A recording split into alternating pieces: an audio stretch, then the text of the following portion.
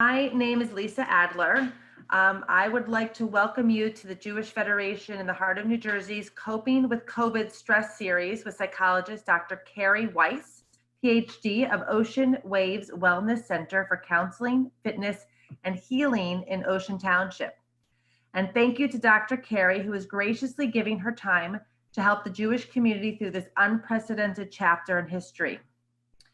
In times of difficulty, thank goodness no one is really alone. There's an expression of some of the oldest Jewish teachings, Kol Yisrael Aravim Ze Bazeh. It means we are responsible for one another. It's the hallmark of our people and its federation's very reason for being, all the more so in a crisis.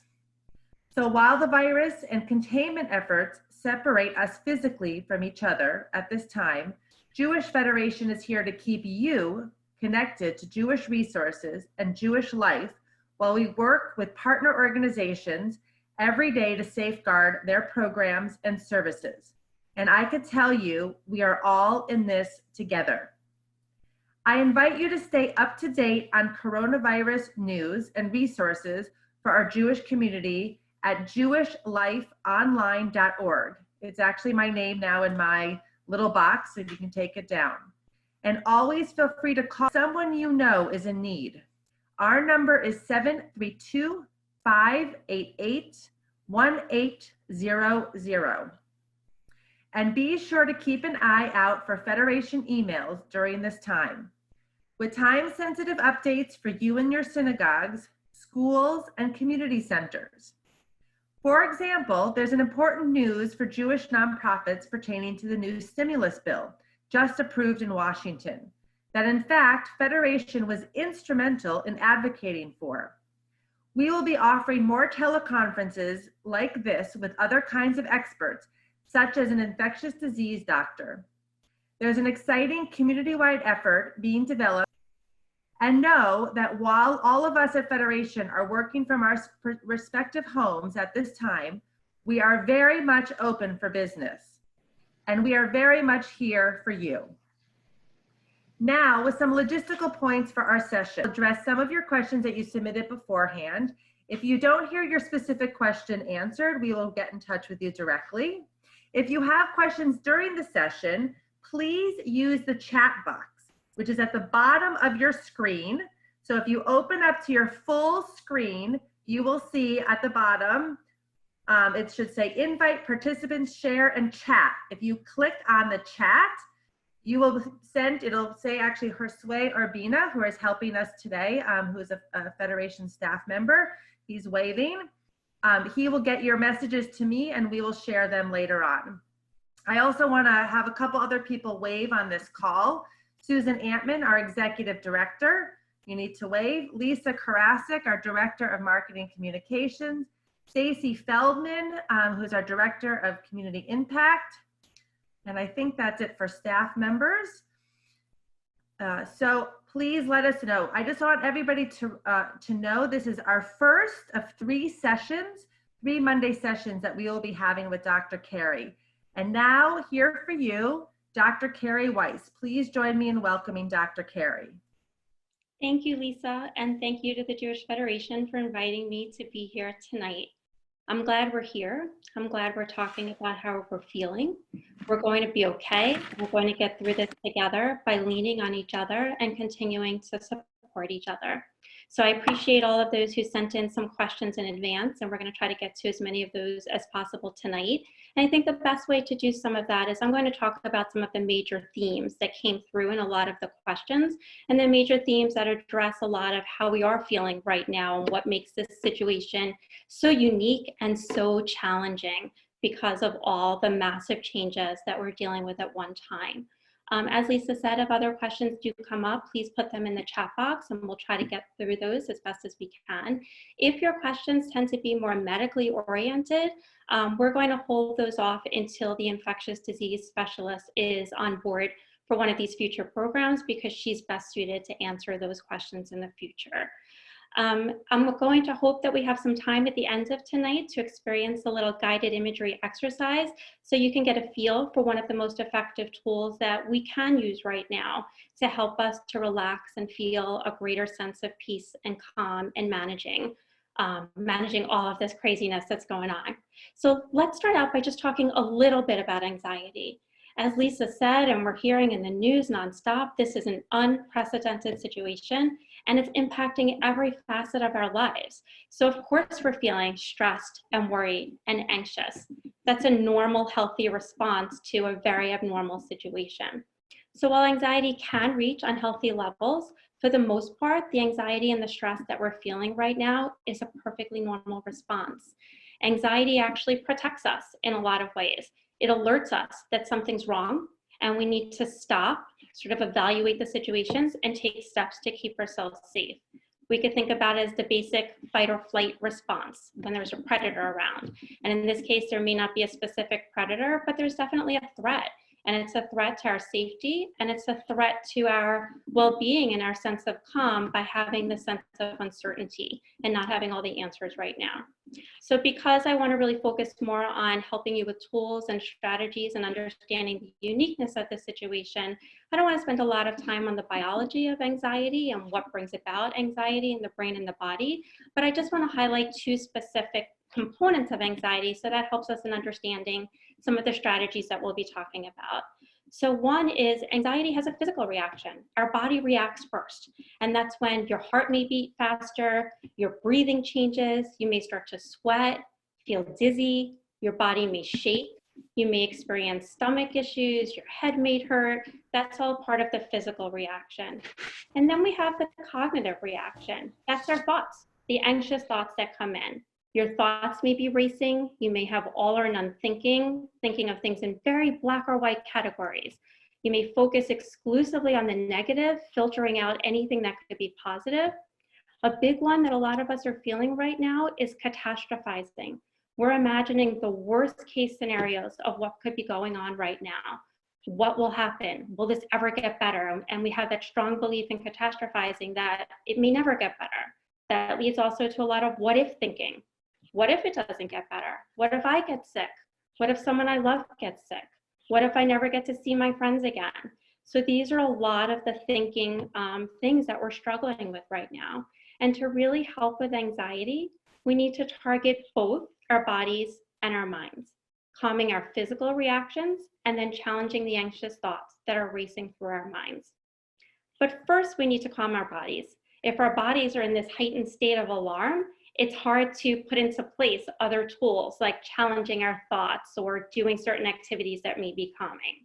So we'll talk about some of the breathing techniques and other physical strategies that can help to calm your body's physical reaction. But I want to take a few minutes, and this will also get to some of those questions that came in when I mentioned some of the themes that we're struggling with, because we're dealing with a unique situation. So there are unique components of this anxiety reaction that are very specific to the COVID-19 pandemic. So some of the themes that may be leading you to feel so overwhelming right now is first, the suddenness of this. Maybe 6 weeks ago, we couldn't have anticipated that we would be at this level in our country. It still felt a little far away. I would even say for myself, it still felt like it was somewhere else and it wasn't going to be right here in our backyard, changing every aspect of our lives. So we have that suddenness of it, and then we have the massive degree of change in a short period of time. I think for all of us, every part of our lives have been impacted. And if we just step back and think about change for a moment, adapting to change is hard. Sometimes we struggle with adapting to the simplest of changes, and that could also be a very normal reaction. Schedules change and we struggle to adapt. So imagine now we're trying to adapt to all of these changes. Financially, our home lives, working from home, our health. It's just changes on so many different levels on such a huge level. The next theme that comes up is the dealing with uncertainty and the fear of the unknown. How long will this last? Will I get sick? Will I lose someone that I care about? What about my future plans? What's going to happen next? There are so many questions right now, and we don't have the answers. And that's really hard to sit with. And it's hard to sit with when other people ask us for answers. So when you have children asking, when will I go back to school? When will this be better?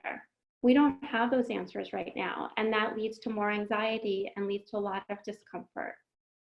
So a third theme is a feeling of powerlessness and the feeling of out of control. So when we don't have the answers to all of those questions I was going through and more, we feel out of control. And that's very scary. So again, that reaction of feeling overwhelmed, stressed, or worried is a very normal reaction to feeling out of control. If we think about some previous disasters, more recent disasters like Hurricane Sandy or Hurricane Katrina, the time period was finite and the areas that were impacted were more localized. The traumatic disaster happened, there was a plan in place, we had an expectation of what was going to happen next, and we can move forward on the recovery plans. But now in this situation, we have an undetermined timeline. We don't know what the time period is going to be, and we have a global impact. And that leads to a great sense of a loss of control. The next theme is the big one we're all talking about every day is social distancing. And when I get to it later with some strategies, I want to change that language a little bit. In one article I read, it talked more about physical distancing. And I think that's a much more comfortable and much more appropriate phrase, because that's what we're really doing. We're physically distancing. And we can talk about what that means in terms of maintaining social connections. But right now, in terms of the level of stress and anxiety it's causing, being distant from our social connections goes against the very core of our beings. As humans, we are social creatures. We thrive on connection. We thrive on face-to-face contact. We thrive on being in the same room and smiling with each other and being there to take care of each other. And we also huddle together, literally huddle together in times of crisis and times of stress. We're in that same room, we're hugging, we're touching, we're being there for each other. So right now in this situation, the supports that we typically turn to when times are tough aren't available for us. And that creates an increase in anxiety and stress. And the last significant theme that I want to focus on is the fact that we're struggling with a profound sense of loss and disappointment. We are collectively grieving as a society right now, and that creates a lot of pain and a lot of discomfort. We are all grieving things we've lost or missed out on whatever level and anything that was important or significant to you. And that causes a lot of distress for people. So if we think for a moment about the death of a loved one, we don't just get over it, we need to go through it. We can't just fill the void or replace it with somebody else or something else. Something feels like it's missing. And if we just try to move forward without naming what's missing and without processing those feelings, that void just stays there and it feels bigger and bigger instead of having that pain lessen in intensity over time. So for a lot of the things that we feel like we're losing or missing right now, there's no fix, there's no easy replacement.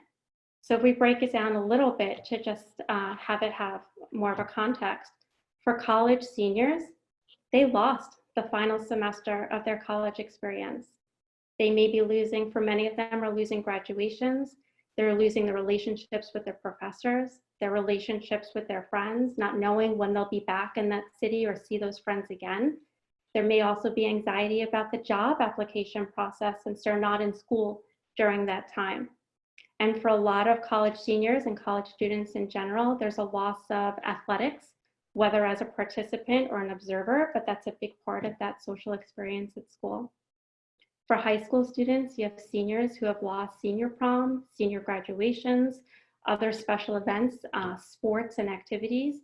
And for juniors, there's a loss of junior prom. A lot of these kids spend their whole lives looking forward to junior prom and senior prom, and now they're missing out on these major milestones and special events. SATs, SAT preps, tests have been delayed. They don't know when to study, when to get back to it, because test dates have been canceled with no known makeup date. And you have kids of all ages at this time, going from the real little ones. You're missing the structure, the normalcy of their lives, their school routine, their relationship with their teachers, their sports, their concerts, performances, and all of their activities. And as adults, we're losing out on work and social experiences, there are economic losses, and more. So feelings of sadness, anger, hurt, fear, and disappointment are strong. And it's really hard to feel so much pain, and it's hard to watch our loved ones in pain. But again, with grief, there's no way around it. We only have to go through it. So in terms of strategies, and I wanted to emphasize the grief and loss, because I think if we conceptualize it that way, it's another way of understanding why our feelings may be so intense, because there's so much grieving going on that's adding to this feeling of anxiety. So the most important strategy that I can offer you that might be a little bit different from what you're reading is to validate what you're feeling. As a therapist, this is a big part of what I do.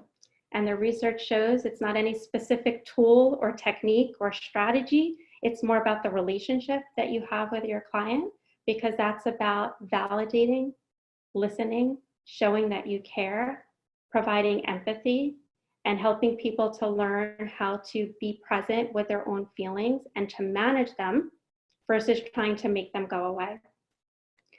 If we think about our own reactions to other people who are struggling, if you have a friend who's lost someone or a friend going through something difficult, it's common that we try to take away their pain. And that may be with the very best of intentions. It's hard to watch someone you care about suffering and feeling like they're in pain. So we want to ease their burden. I think this is especially true when your own children or family members are suffering. You want to take away that pain. But sometimes when we try to take away their pain, we say things that are actually more unhelpful than helpful. We might say, and we might be saying it right now to our kids who feel like it's the end of their world because they lost out on an event or a sport, but for them it is. It's so significant. So when we say, it's not that bad, don't stress, don't be upset, other people have it worse, think of what you do have, just be grateful, focus on your blessings. This will be better, you'll get over it. There are bigger things to be upset about. If you want the Jewish mother or grandmother response, it may be have a cookie, you'll feel better. Have some chicken soup, that fixes everything. But the reality is, even though your goal may be to help that person feel a little bit better and to ease their pain, and sometimes it's even to ease your own discomfort of sitting with that pain with them, you may be inadvertently invalidating their feeling, or you may be shaming yourself or minimizing your own feelings. Like, I shouldn't feel that way. I shouldn't be doing this. I don't have a right to be upset about missing out on going to the gym when other people have lost their job. But it's not a competition. We're all suffering with our own losses. So it's so important to validate your own feelings, validate your loved ones' experiences and their feelings, and to take yourself out of that competition game. It's okay for us to all feel the hurt that we're feeling.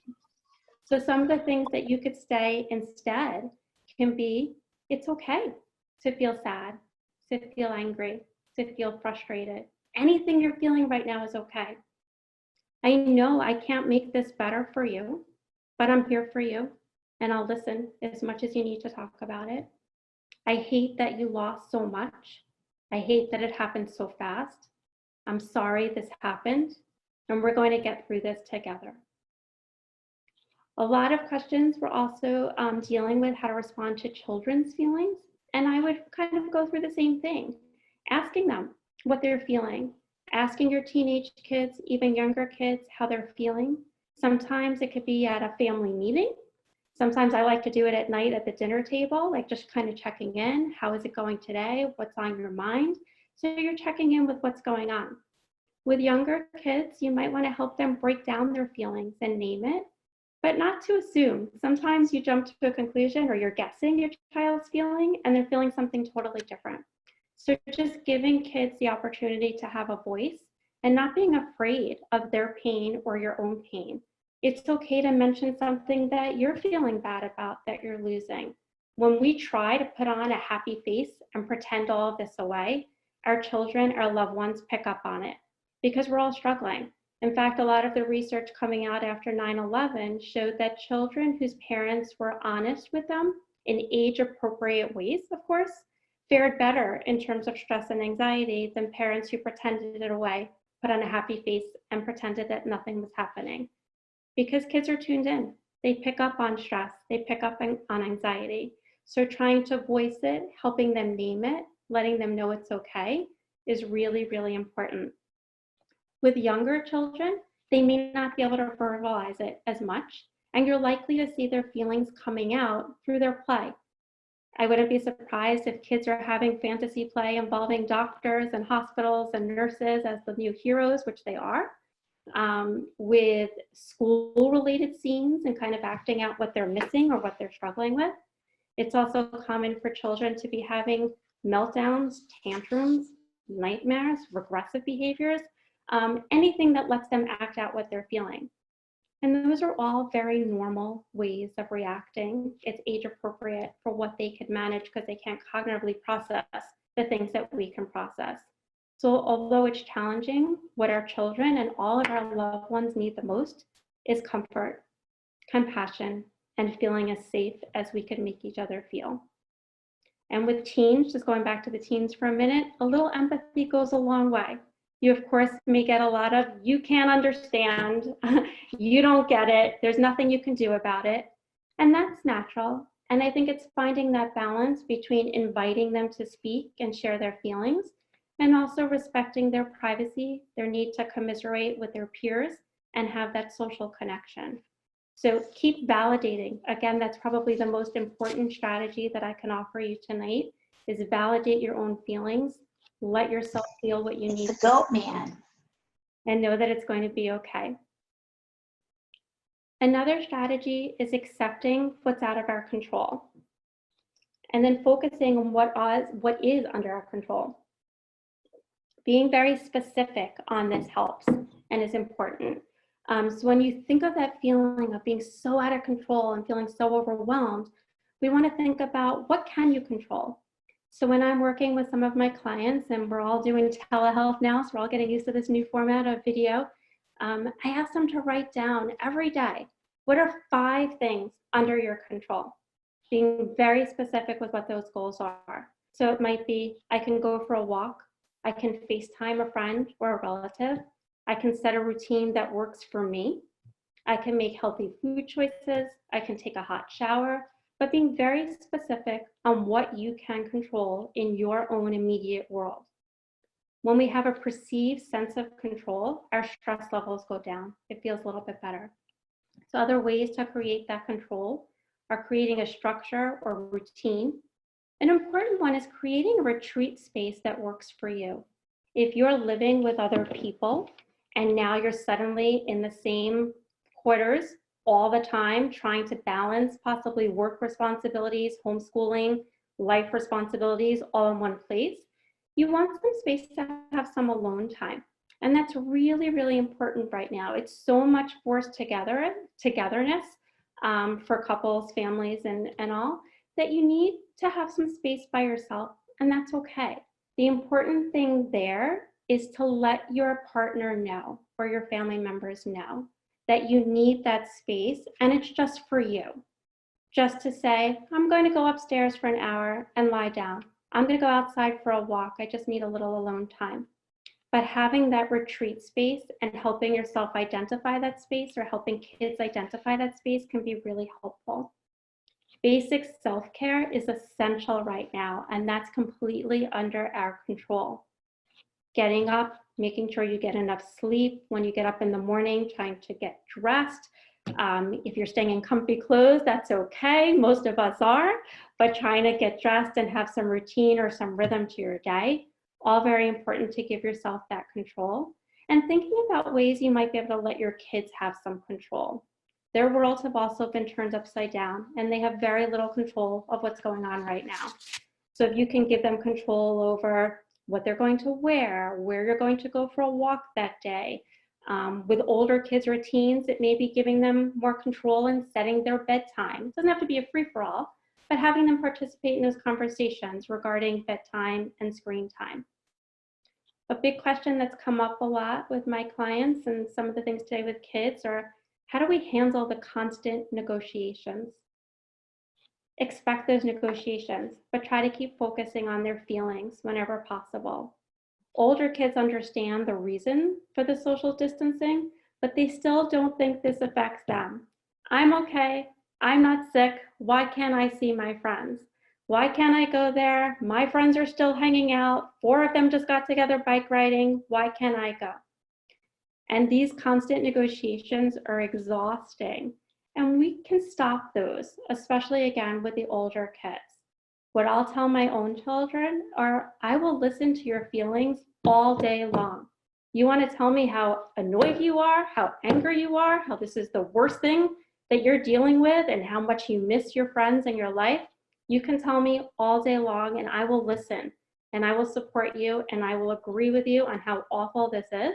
And I will try to help you find some other ways to occupy your time or to stay connected that feel good right now. But what I can't keep doing is getting into the whys, because the whys are exhausting for all of us, and then we're just having that same repetitive conversation. For younger kids, they may not get it because their sense of timing is a little bit different. And obviously their ability to cognitively process what's going on and why the social distancing is necessary is harder. But it's okay to give them more of a one-line response that as soon as it's healthy for us and our community, we can go back to doing that. You also can let them know it's not only up to me. They understand the basics, at least, of our government in place. So giving them a sense of it's not only me making these rules. And as soon as we have other rules or as soon as we have more information, we may be able to go back to the things that you're missing right now.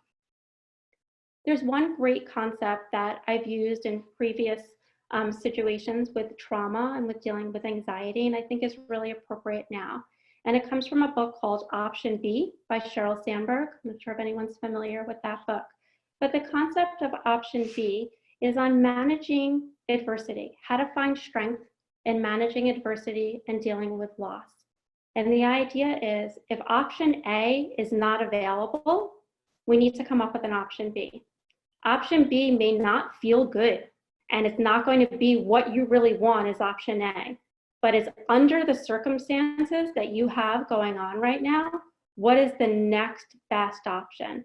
And I think that's a really useful framework for all of us as adults or with children, but what's the best option? So instead of letting our thoughts get stuck on the why we can't do what we want and what's going to happen next, we can focus on what can we do instead. Again, it doesn't have to feel as good.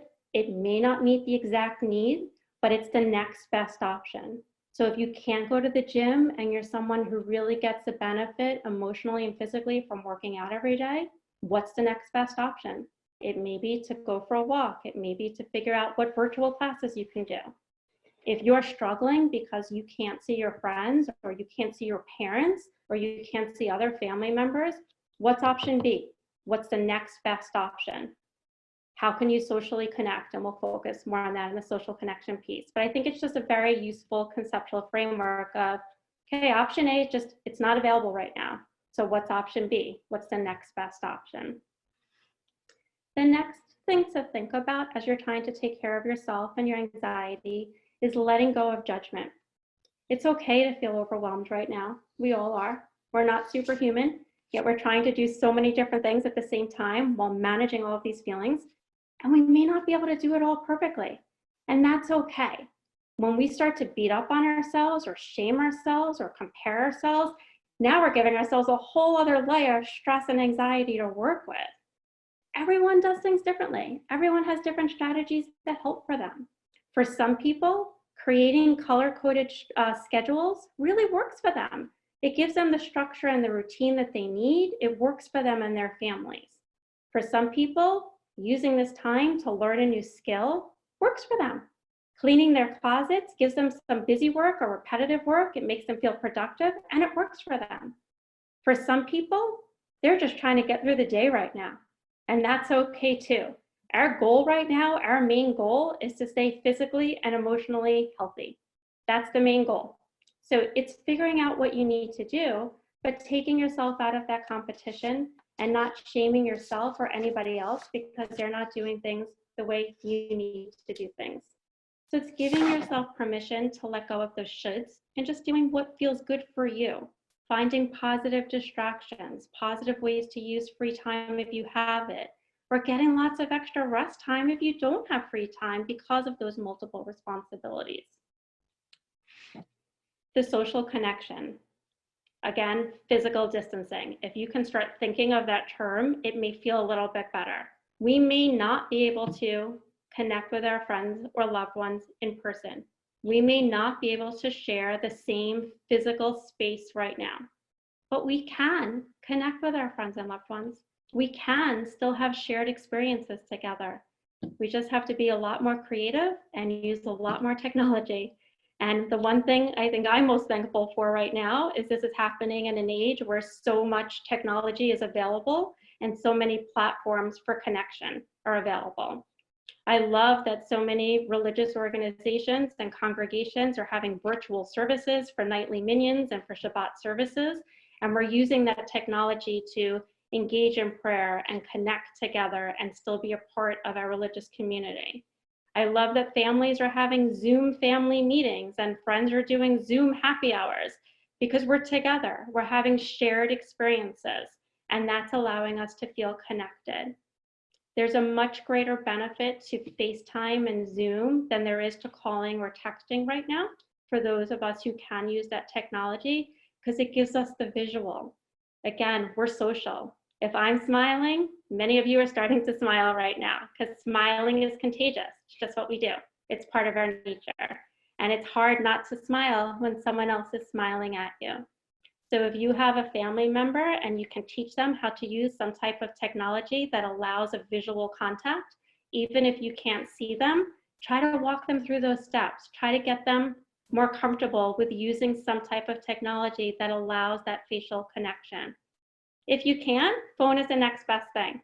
I loved one of the comments that did come in the email responses that said one of the things this person was doing every day was calling 10, quote, older people. So they were reaching out to other people who may be living alone or struggling with their own feelings, and they were enjoying that. And they said they noticed through those phone calls that the longer they were on the phone, the better the other person seemed to feel. And that the other interesting awareness was that it felt better to the caller. The caller wasn't sure if he or she was doing it more for themselves or for the recipient of the call. So doing things that keep us socially connected helps all of us. It helps us all as a community, and figuring out ways that we can do that is really important. Also figuring out how your kids can do that. I was speaking with a client earlier who had a 5-year-old and hadn't thought about doing a Zoom meeting for a young child with their friends, and not just a virtual class, but getting the kids together on a phone call or a group interactive experience. Younger kids are missing those connections. Our teens they're used to the technology. They're on their phones and house party and all kinds of things keeping themselves connected to each other. But the little ones may need that help as well. So it's okay to create shared experiences for them. And if they have a harder time, the younger children, conversing on the phone because their style isn't to engage in regular conversation, you could have a dance party. You can have a joke contest. You can just have them jump up and down together. It doesn't have to be an extended call, but it becomes a shared group experience. And that could be very healing for kids who are missing out on those connections. I love a lot of the talk right now are virtual seders. We're trying to plan that for my family as well, but that's a big thing for our community. And coming up this is probably a very unique time. I can't think of another time where we're all separate on holidays, when Passover is such a time of let's invite in anybody who can't come, anyone who doesn't have a place to go. It's such a part of the Jewish community. And now we're having seders independently in our own homes. So figuring out how to virtually connect is really important. Can you stick a device in the middle of your table and still be connected in celebrating the holiday with your family, friends, or loved ones, or with your congregations, depending on what's being offered? Again, just keeping yourself connected. Let's move a little bit to tools to calm your mind and body. So deep breathing can be one of the most valuable tools, and it's so simple. We can all do it anytime, anywhere. And again, it's the breathing and calming the body that needs to come first before our minds can rationally and emotionally process that side of our brain to deal with some of these other strategies that we're thinking about. If breathing isn't working for you, you probably haven't done it long enough. So try taking in a few more breaths, like deep breaths in and out. Try to take 5 deep breaths, counting 1, 2, 3, 4, and then counting that release out. If the 5 breaths aren't working, try to take 10 deep breaths and see how that's feeling, because physiologically, it starts to calm the body. Another really good strategy that goes with calming the mind and body is called a grounding technique. So if you find yourself spiraling downward with anxious thoughts, those what if thoughts that take you down that rabbit hole, you want to bring yourself back to that present moment. Kind of goes along with mindfulness as well, which we hear a lot about, staying in the moment. So to stay in the moment and ground you to the present, it's really helpful to use our different senses to connect with, okay, in this room, I see the gray walls, I see the sunlight coming through the window, I feel the soft sofa beneath me, I feel the warmth of the sunshine. So you want to connect to the different things. If you could go through each of your senses and name one thing that you're connecting to, that may help you to feel more grounded in the moment. And when you feel more grounded in the moment, it distracts you away from a lot of the anxious thoughts that may feel like they're racing out of control. Other things are doing meditation, like the guided imagery meditation that I'm hoping we'll have at least a few minutes to do at the end. And the reason guided imagery can be so helpful is, again, it targets the mind and the body. It incorporates deep breathing, but it gives your mind something to focus on and uses all of your different senses. So it has you create a calming or peaceful image and imagine yourself going through that scene. And the focus of the image and the breathing takes us away from the distracting thoughts that we might be having and physiologically calms the body from some of the physical reactions of anxiety. There are a couple great apps that you can also have access to that really can be helpful in the guided imagery, and one is called Calm and one is called Headspace. And they both have guided imageries of different durations and different topics that can be extremely helpful in just bringing about that sense of calm. Yoga, there are lots of places having free virtual yoga sessions right now. Movement, just want to talk a little bit about movement. Movement is a great strategy to bring down anxiety. And we could think about movement in a bunch of different ways. Obviously, one form of movement is more active exercise, but movement could also be repetitive things. There's a reason knitting and crocheting are so popular in a lot of therapeutic programs, because the rhythmic movement can be very calming and soothing to the mind and to the body. So if you're feeling stressed, you may want to move your body in a repetitive way. Left-right movements can be helpful. Up and down movements can be helpful. So jumping, hopping, jumping rope, the knitting, crocheting, other arts and crafts, painting, coloring, and then manipulating Play-Doh, clay. And when I talk about arts and crafts, I am not just talking about kids. I have adult clients of all ages. Get out the finger paint, get out some Play-Doh, build with clay. It's amazing how healing it can be. And it actually brings a lot of joy to adults when you get back into connecting to some of these crafts that you might have done as a child or that you never had a chance to do. But manipulating clay or Play-Doh can be very calming and just having that motion. And other kinds of arts and crafts can be very soothing and also can help you release a lot of your feelings. In terms of kids in dealing with signs of anxiety, and again, these could be for adults too, but a few of my favorites for the breathing are using bubbles, blowing those dollar store windmills that you blow to spin that little thing around, and blowing up inflatable balls. So if you are someone or your child is someone who has a hard time doing the deep breathing techniques, these are sort of artificial but more fun ways to get that breathing in. If you think about it, when you're blowing a bubble, like you're breathing in to blow and then you're blowing out through the little wand there, you're doing rhythmic breathing. It's in and out, and you get the extra bonus of watching the bubbles fly away. So order some bubbles on Amazon if you need to, have them delivered to your house. All ages, everyone can do it. You can blow bubbles in the shower if you need to, but it creates that rhythmic breathing experience that can be very calming to the body. Repetitive movements for children, also very helpful. So having them do those jumping up and down. If you have a child that's acting out, that might be acting aggressive or frustrated because of their anxiety, sometimes getting them to do the breathing, and if the breathing is too much to get them to slow down, getting them to jump up and down in place, hop on one foot, bounce a ball, and count while they're bouncing.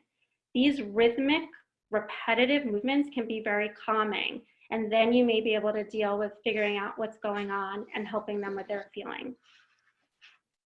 So I just wanted to get to a couple of the other questions that came in.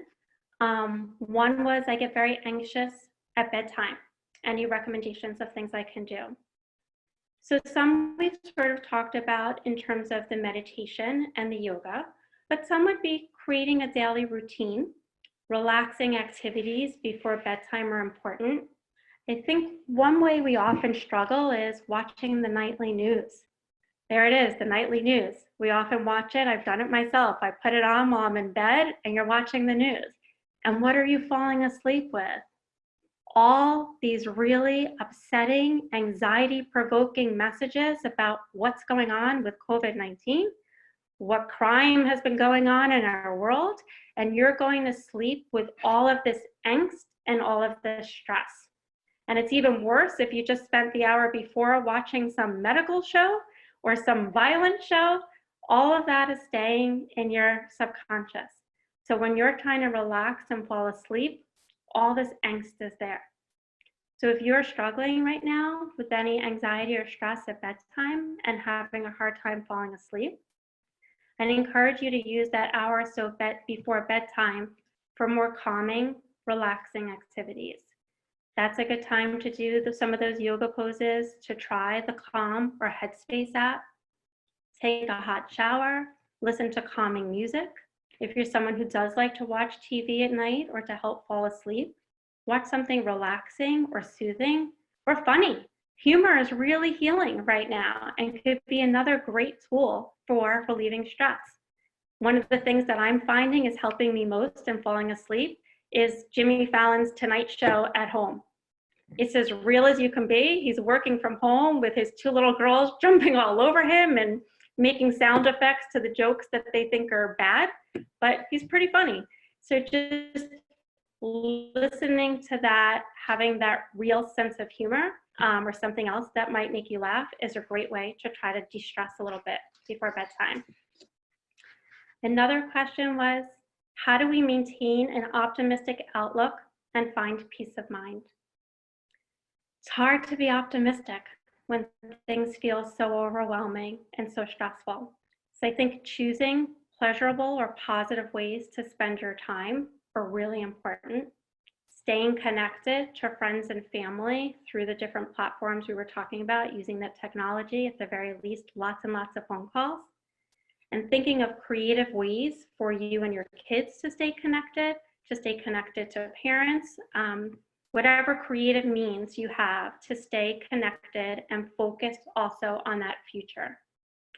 One idea that I love that I saw in a Facebook post was every time you or your family members think of something that you want to do, and that immediate thought is like, oh, we can't do it right now, make a list or set up boxes. And I kind of like the idea of separating it into everyday activities that you're missing and you want to do, and more of like the bucket list or where you'd want to travel. And it's a fun strategy. I tried it with my kids last night. Like, when life gets back to whatever normal we're getting back to, what do you want to do first? And that creates some lightness. They started smiling and laughing and just coming up with things that they wanted to do. So a great strategy is to make a list of those. Put them on a slip of paper, stick them into your box. And when things get back to some kind of normal, whatever that's going to look like, and reminding ourselves that is going to happen. We may not know when, but this still is going to be a temporary period in our lives. These are things that you want to do. and that forward future thinking can be really helpful right now. For some of the things that are getting postponed or rescheduled to later dates, we can remind ourselves that even though they're not happening when we thought they were going to happen, we can still look forward to them, and we're still going to get to enjoy them. So forward thinking, reminding ourselves it is going to be okay, and we're going to get to those positive moments, can be very helpful in staying optimistic. Helping teachers or helping teens with the stress of online learning was another question. It's a hard one because this is such a unique experience. The teachers didn't really have time to prepare. The students didn't have time to prepare. And the parents, most of them, are not educated as teaching specialists. They don't know how to teach their kids as if they were in school. So it's a very unique experience. So most importantly, it's normalizing that these are unexpected times, and we're doing the best that we can. Most importantly, reach out to your teachers. Teachers keep telling us, and the schools keep telling us to reach out.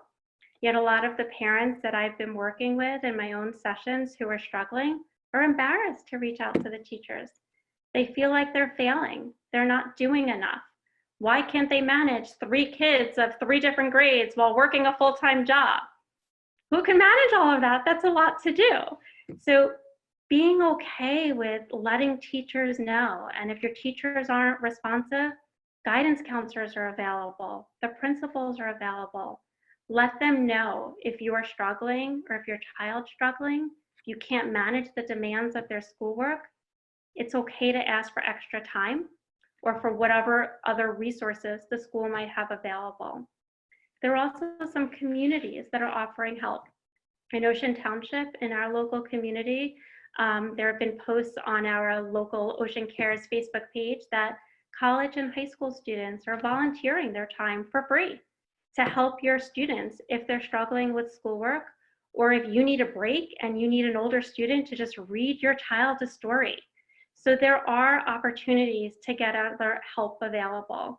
And if that's not available in your community, you might want to reach out to see if you have any of those Facebook pages or other resources, because there may be older students who can volunteer their time. There are professional tutors and teachers who are willing to do virtual learning and other activities with your children. That might be helpful. I think I covered most of the questions that came in advance. Lisa, are there more questions that you have? Everybody on this call has a question. Exactly. Whoever is marked Zeta, I just saw you raise your hand, so we'll unmute you. Please feel free to share. Yes, go ahead. You can go ahead and ask your question. Hi, Kerri, I thought this was great. It's some stuff I've had in my background earlier years, and it was very, very good. I wanted to ask probably one of the members of the staff, I know that this is being recorded. How can I get that or send some people to that recording mechanism? Thank you. Do we know anybody on the staff who can tell us that? Yeah, that Lisa. Lisa? Good. Lisa, can you unmute yourself? Or Josue, can you unmute Lisa? Here we go. Yeah, Hello. right. What we can do is we have all of your emails that you signed up with, so we can send a link to the recording in probably the next day. That would be very appreciated. I thank you. Thank you. Okay. Is there anyone else? If you want to write it in the chat box, please feel free. It's at the bottom of your screen, or you can also raise your hand and we can unmute you. Or you can unmute yourself and actually ask, if everybody knows how to do that. Yeah, already did it. Anyone else? Other than this was very worthwhile. Very worthwhile. Thank you. I appreciate that. So, Kerri, if you Question from Edward. Here's my question. Obviously, first I want to say to you, your presentation, it was very eclectic. Now, the second thing that I want to ask is, where does religion play a part in this discussion of these people who have these issues? How does faith come into it as well? Because we really talked about it in a very secular manner, but there's people that have religious issues or things of this nature. How do you address those? Because I can see your direction, but I also want to know if you see also how religiosity can help you address these issues today. That's a great question. So thank you so much. I think that it's wonderful that a lot of congregations are offering so many virtual opportunities to connect religiously. And I think that's a great way, because faith is so important in providing healing, in providing comfort, in providing connection, in providing direction, looking to your rabbis for guidance and the religious community. So I think it's knowing that so many, and I think the Federation has a list on their website of all the congregations that are offering virtual programs right now. And there's virtual minions, there's virtual Shabbat services, there's virtual learning with different rabbis that are addressing these topics from a faith perspective. So I think that's the best way to address it, is to seek those connections. Go ahead, Lisa. There's a number of rulings right now, some true votes. So rulings on how you can have a virtual minyan and it counts to say mourner's Kaddish in it. There's actually some rulings out about how you can have a virtual Seder and to be more connected. So we could send you some of those direct lines if you want to learn more about that. But there's a lot of opportunities. It's interesting. I don't know if anybody sat on a morning minyan yet. That's virtually done, but it is, and actually it's become even more inclusive because there's certain people who can't necessarily come. And there's always been the question of, can you say mourner's Kaddish, if you're not physically together, which is the ruling, but now given what's going on, at least a number of the movements have come out with some rulings to allow that. This is Mitch, if I can comment on that. I don't know if you noticed, but while I was sitting here, I put on my yarmulke because I was sitting through services at 7:30 B'nai Tikva. And, from a stress level, for example, I'm at the tail end of saying Kaddish for my father. It ends in the next few weeks. And the conservative movement, as of my understanding, at least in my synagogue, does not allow you to have a minyan. So I haven't been able to say Kaddish in a few weeks. And while I'm at I understand, I've seen from a stress perspective, a number of people in my congregation have lost people in the last few weeks. And it's really affecting them from a stress level because they cannot say Kaddish. And so I'd be curious to see the rulings, because I really think that it is giving a lot of stress to people who have recently lost people, even myself. I mean, the last few weeks, the fact that I can't say Kaddish, it bothers me, especially because there's supposed to be a service in the next few weeks to end the mourning period for myself. And I just see what's going on. So from a stress level, I do think it does add stress. No, it's very true. It's very hard when traditions that we have that are so much about the community coming together to support each other in times of loss and times of need, and either they can't happen or they're happening differently. It's a hard part with Shiva. People aren't allowed to have Shiva right now, which is one of our very important traditions about supporting each other in person and being there in mourning, and then for Kaddish. So I'm glad there are some rulings coming into play that will be helpful, at least for Kaddish and other things, but some of those traditions are really hard right now. So well, I'm just curious, you had mentioned that there's some rulings that came out. Is there any rulings that came out in the conservative movement that talks about allowing you to have a virtual minyan? If I can answer a little bit, I'm a member of two shuls, one in Ocean County and one in Middlesex County. And in both cases, we have a minyan and people are saying Kaddish in both. Are they conservative? Conservative. That's interesting, because in our synagogue, as well as the Long Beach Island Jewish Community Center, both of them do not recognize a minyan virtually. No, Temple Beth Or in Bricktown does. And I've been trying to make sure I get to their 6:30 minyan, so at least they have a minyan, because whether in person or virtually, we get about 13 to 15 people for the evening minyan. But that's virtual, and they allow that to count as a minyan. Yes, So You have to send me the link, because I'll start going to your synagogue. I'll give you the link on Zoom. Yes, Yeah, I was please going do. to ask, could you share the link with me and with Federation? Because I'll add it to our resource page. Really? Okay, so I'm just going to add in, Lisa, I think you wanted to add to it. Mitch, offline, I could share with you. Again, also, I will do a little caveat. I don't want to undermine any rabbinic ruling in a particular congregation. It really is, up to the clergy and the ritual committee. There just was through the RA, the Rabbinical Assembly, some ruling, and that's why there are some conservative synagogues that are allowing this. But Lisa, I think you had one last thing, and if we have one last question, Kerri, this has been amazing. We are well past. I could ask, because I know you had a guided meditation. People want to nod if they want to stay on the line a little bit longer for a very, very short guided meditation that could maybe help you. I'm going to have people nod or not if they would like to kind of do that. Life. Yeah, I'm getting some nods. I'm getting some good nods. So Kerri, if we can end with that, and I'll just have a few closing out words, but that would be great. Your questions have all been wonderful. Great.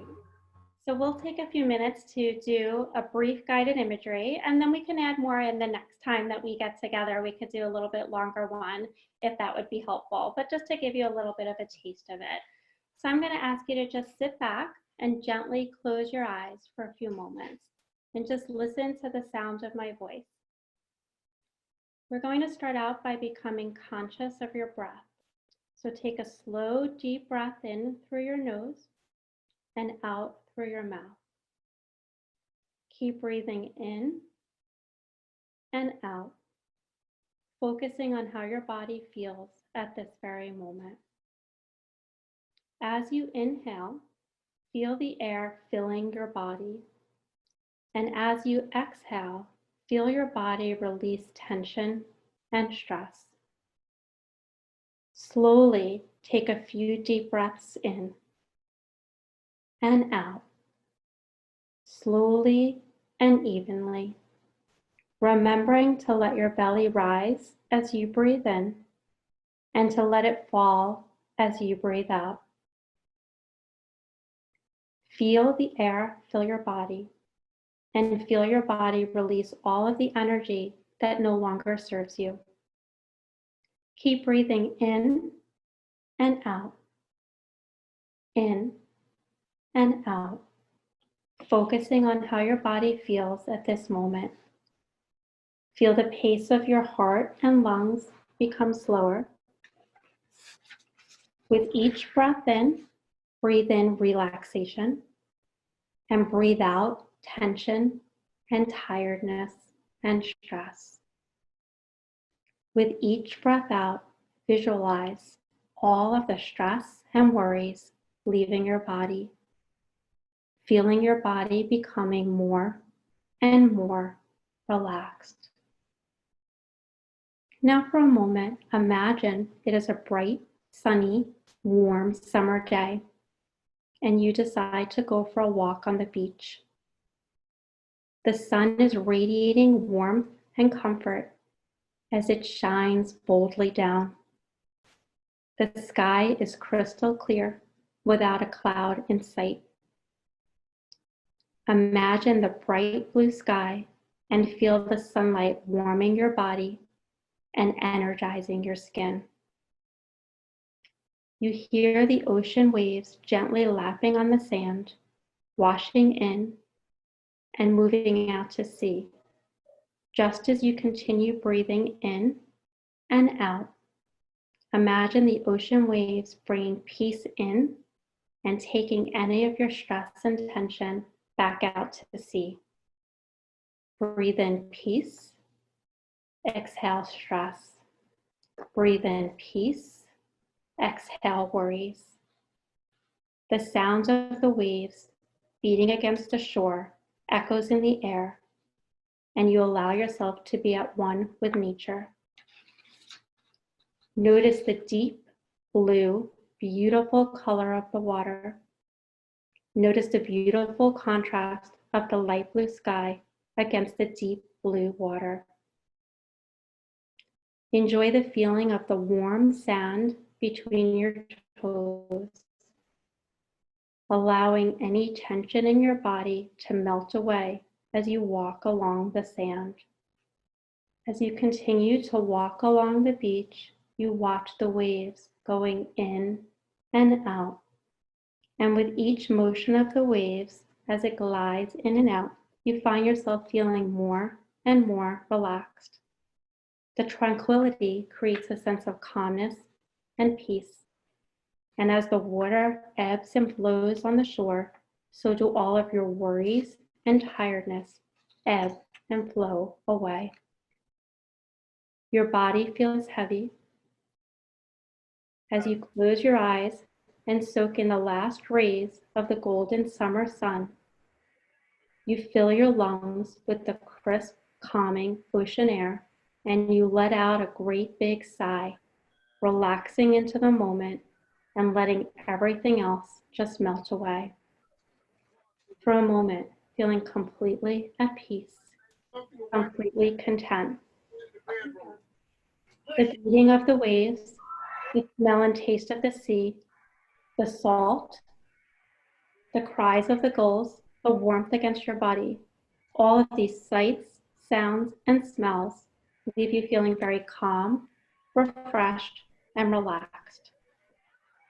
As the tide comes in, you feel the cool water brushing against your legs and see it stretching its way up the beach. You take in the serenity of this place one last time.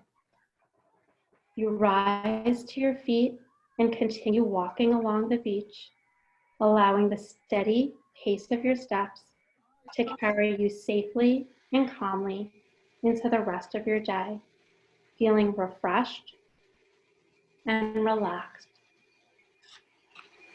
For just another moment, you let yourself drift. For just a moment, be aware of how deeply relaxed your mind and body feel right now. Remind yourself that you can create these feelings on your own during your daily activities. At any time during your day, you may scan your body, discover any tension you are holding, and then inhale peace and calm, and exhale tension, worries, and stress. Whenever you need a break from your day, you can bring yourself back to the beach, back to this moment, to relax, renew, and calm your mind and your body. It's now time for us to leave this special journey and come back into the present space. Slowly take a deep breath in and let it out. Take another deep breath in and let it out. Just another breath. And when you feel ready, gently bring your awareness back to the present space and discover the feeling of being relaxed, refreshed, and recharged. When you feel ready, you can wriggle your toes and your fingers and gently open your eyes, coming back into the present space.